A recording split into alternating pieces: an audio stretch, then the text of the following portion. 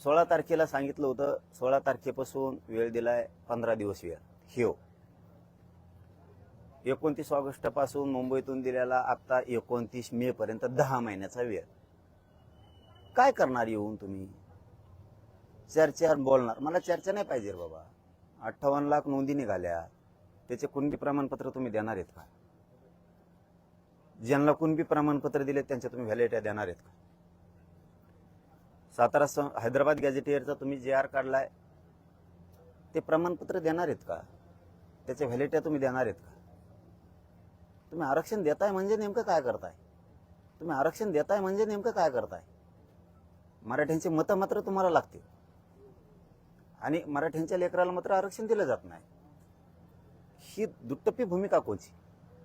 तुम्हीच आमच्यावरती हल्ले करायचे आणि तुम्हीच आमच्यावरती 307चे गुन्हे दाखल करायचे. म्हणजे राज्यातले गुन्हे सुद्धा मागे घ्यायचे नाहीत. सामूहिक कट रचून तुमचे पोलीस येणार आणि आमच्यावर हल्ला करणार. त्यांच्यावरती 120 पोलिसांवरती लागून त्यांच्यावरती 307 व्हायला पाहिजे. आमच्या क्रॉस घेतल्या जात नव्हत्या. राज्यभर हे खोटे दाखल केलेले गुन्हे. तुम्ही सातारा संस्थांचा JR काढू शकत नाहीये. 1 महिन्याचा वेळ मागितला, 10 महिने झाले. अरे बलिदान गेलेल्या तुम्हाला मराठीची एवढी माया आहे, तुम्ही सांगता की मराठा समाजाला ऊन लागल, मे महिन्याचं कडक भयंकर ऊन, हे लोक घराच्या बाहेर सुद्धा निघाणार, जीव जायला लागलेत उष्णतेमुळं, उन्हामुळं जीव जायला लागलाय लोकांचा, बळी चाललेत. मराठ्यांना विटीच धरू नका एवढे